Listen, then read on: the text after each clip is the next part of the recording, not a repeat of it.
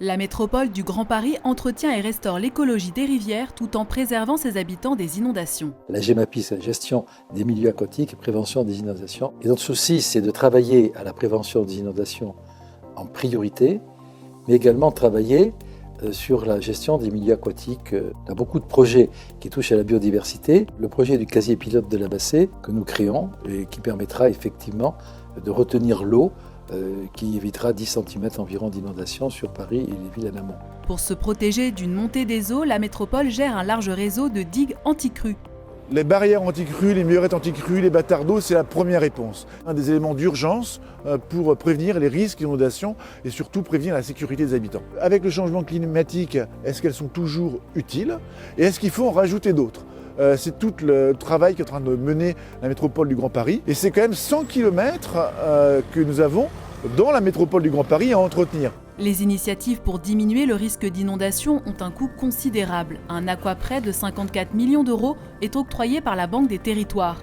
Il participe au programme global d'investissement de la métropole de 108 millions d'euros. La Banque des Territoires accompagne en financement la métropole du Grand Paris et sur l'aquaprêt qui présente des investissements qui peuvent s'amortir sur plusieurs générations.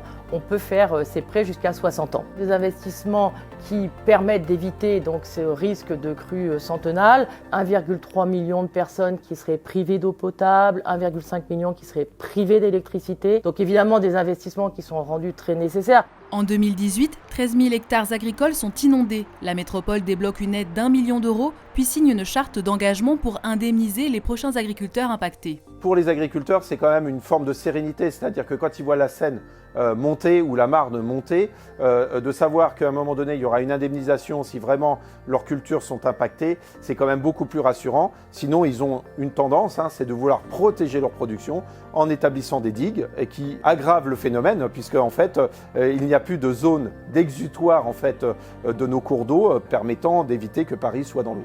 Parmi les aménagements pour éviter une crue, l'entretien des cours d'eau en amont est indispensable. On a un projet d'entretien, donc sur tout le linéaire du Morbihan dans le département du Val-de-Marne. On sort pas mal de choses du Morbihan, donc on peut trouver des frigidaires, des choses comme ça. Mais on a aussi après toute la problématique de l'entretien de la végétation. Comme on peut le voir là-bas, par exemple, il y a un arbre où on voit une souche. Pourquoi le retirer ? Parce que c'est un arbre qui risque d'arracher la berge s'il est emporté et donc de bloquer l'écoulement de l'eau. Ce qui entraînerait par la suite donc, des bouchons et des débordements avec les phénomènes d'inondation. L'ensemble de ces dispositifs ont un double objectif, sauvegarder les écosystèmes et protéger des inondations plus de 7 millions de métropolitains.